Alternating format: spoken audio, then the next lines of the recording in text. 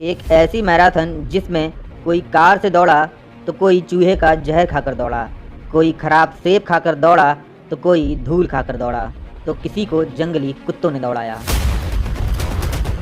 America में पहली बार 1904 में ओलंपिक गेम्स खेले जा रहे थे, जिसकी मैराथन रेस दुनिया की सबसे अजीबोगरीब रेस बन गई। इस रेस में ऐसी घटनाएं हुई जिन्हें सुनकर आपको यकीन नहीं होगा। तो चलिए शुरू करते हैं। अमेरिका में 1904 के ओलंपिक का आगाज हो चुका था। मैराथन रेस अमेरिका के सेंट लुइस नगर से शुरू होनी थी। एक पोस्टमैन फेलिक्स कार्वाल क्यूबा से इस ओलंपिक मैराथन रेस में पार्टिसिपेट करने के लिए निकल चुका था। उसने क्यूबा से न्यू ऑरलियंस की बोट की टिकट खरीदने के लिए लोगों से चंदा इकट्ठा किया और अमेरिका की ओर निकल पड़ा। वो अमेरिका तो पहुंच जाता है, लेकिन सेंट लुइस पहुंचने से पहले चंदे के इकट्ठा किए हुए पैसों से जुआ खेलने लग जाता है। अगर क्यों पैसा ही पैसा होगा और जुए में अपने सारे पैसे हार जाता है। उसकी जेब बिल्कुल खाली हो चुकी थी। वो अगले दिन ठीक रेस शुरू होने से पहले किसी तरह सेंट लुइस पहुंच पाता है और रेस में पार्टिसिपेट करता है। उस वक्त उसने स्ट्रीट क्लॉथ पहने हुए थे और अपनी पैंट को काटकर शॉर्ट बनाया हुआ था और पिछले 40 घंटे से कुछ भी नहीं खाया था। उसके अलावा इस रेस में शामिल थे Frederick Lord, Thomas Hicks, William Garcia और 2 काले अफ्रीकी आदमी जो सवाना जनजाति से थे, एक लेन ताऊ और दूसरे जान माशियानी। इनका नाम खास तौर पर इसलिए बताया गया है क्योंकि इन सब के साथ इस मैराथन रेस में कुछ न कुछ दिलचस्प वाकया रहा था। ये रेस 32 मील यानी लगभग 52 किलोमीटर लंबी थी और 32 मील की इस रेस में सिर्फ एक जगह ही पीने के लिए पानी का इंतजाम किया गया था। जिस आदमी जेम्स सुविलन के द्वारा इन ओलंपिक खेलों का संचालन किया गया था, वो एक नस्लवादी टाइप का व्यक्ति था और रेस में केवल एक जगह पीने के लिए पानी का इंतजाम करने के पीछे उसका मकसद डिहाइड्रेशन की स्टडी करना था, जो कि अपने आप में ही सोचकर अजीब लगता है। जब रेस की शुरुआत हुई तो उसमें 32 एथलीट्स थे, लेकिन फिनिश लाइन तक केवल 14 एथलीट्स ही पहुंच पाए थे। रेस शुरू होने वाली थी और सबको उम्मीद थी कि ये रेस फ्रेडरिक लॉर्ड या थॉमस हिक्स ही जीतेंगे। रेस शुरू होती है और जैसा कि सबको लग रहा था वैसा ही होता है।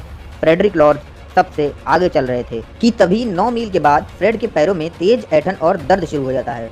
दर्द इतना तेज था कि उनसे खड़ा होते भी नहीं बन रहा था, इसलिए वो रोड के किनारे लेट जाते हैं। तभी थॉमस हिक्स रेस में उनसे आगे निकल जाते हैं। रोड के किनारे लेटे हुए फ्रेड को वहाँ एक कार खड़ी हुई दिखाई देती है। उन्हें न जाने क्या सोचता है कि वो उस कार को लेकर निकल पड़ते हैं। क्या बात है सर, क्या बात है सर। इधर थॉमस हिक्स जो फ्रेड से काफ़ी आगे निकल चुके थे, वो फिनिश लाइन से बस 15 किलोमीटर दूर रह गए थे, लेकिन काफ़ी ज़्यादा थक चुके थे। इसलिए उन्होंने अपने ट्रेनर से कुछ खाने के लिए मांगा, लेकिन ट्रेनर ने उन्हें कुछ भी देने से मना कर दिया। इसके बदले में उन्होंने हिक्स को रेस के दौरान कई बार एग वाइट के साथ ब्रांडी और रेड पॉइजन खाने के लिए दिया। क्या बोला तूने? अरे कहना क्या चाहते हो? जी हाँ, रेड पॉइजन, क्योंकि उस वक्त ये माना जाता था कि रेड पॉइजन एक स्टिमुलेटर यानी उत्तेजक पदार्थ की तरह काम करता है, जिससे बॉडी में एनर्जी आ जाती है। लेकिन उनके ट्रेनर्स ने उन्हें रेस के दौरान रुकने या आराम करने से बिल्कुल मना किया था, क्योंकि अगर वो ऐसा करते तो उनकी मौत हो सकती थी।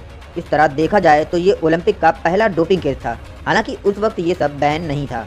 इधर पोस्टमैन फेलिक्स कार्वाल, जिन्होंने पिछले 40 घंटे से कुछ नहीं खाया था, उन्हें रेस के दौरान रास्ते में एक परिवार खड़ा हुआ दिखाई देता है। फेलिक्स रेस के बीच में ही रुककर उनसे बातें करने लगते हैं। थोड़ी दूरी पर उन्होंने देखा कि कुछ लोग कुछ फल खा रहे हैं। उन्होंने उनसे खाने के लिए वो फल मांगे, लेकिन उन लोगों ने फेलिक्स को वो फल देने से मना कर दिया।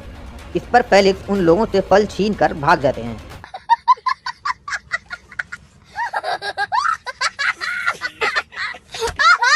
दूसरी ओर अफ्रीका से रेस में शामिल हुए सवाना जनजाति के लेन ताऊ को रेस के बीच में जंगली कुत्तों ने दौड़ा लिया। वो कुत्तों से बचने के लिए ट्रैक से दूर चले गए। काफ़ी दूर जाने के बाद कुत्तों ने उनका पीछा छोड़ा, तब जाकर वो वापस मैराथन ट्रैक पर पहुंचे और रेस में शामिल हुए। इधर 19 मील तक कार से चलने के बाद फ्रेड की कार खराब हो जाती है।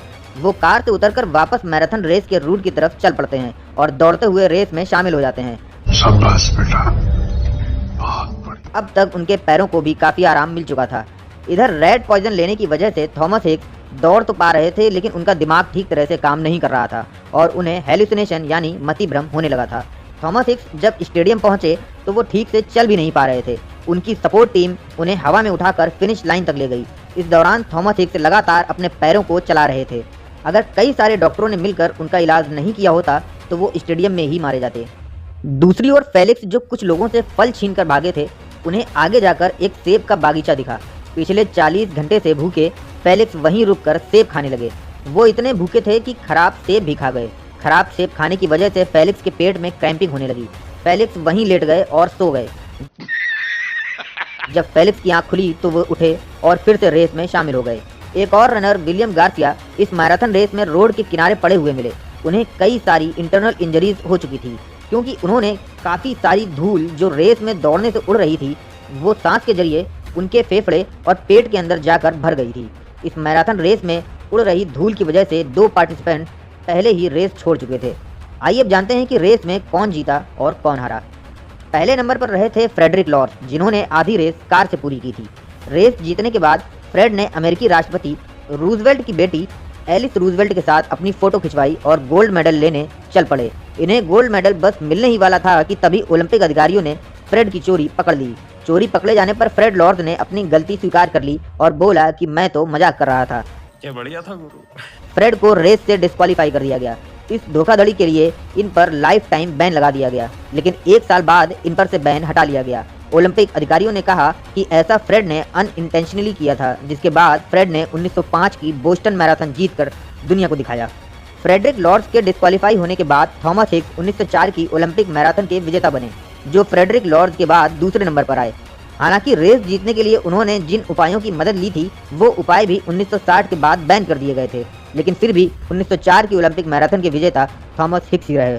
क्यूबा से आए पोस्टमैन फेलिक्स कार्वाल चौथे नंबर पर रहे। अगर खराब सेब खाने की वजह से उनके पेट में दर्द ना हुआ होता और वो सोए ना होते तो ये मैराथन वो जीत सकते थे, लेकिन फिर भी फ्रेड के डिस्क्वालीफाई होने के बाद वो तीसरे नंबर पर आ गए और उन्हें ब्रॉन्ज मेडल मिला। अफ्रीका के लेन ताऊ 9वें नंबर पर रहे। लोगों का कहना था कि अगर जंगली कुत्तों ने उन्हें नहीं दौड़ाया होता तो वो इस मैराथन रेस के विनर बन सकते थे। बात तो सही है। दौड़ना तो पड़ता है। जितनी भसड़ इस मैराथन रेस में रही, शायद ही इतनी भसड़ किसी रेस में रही होगी।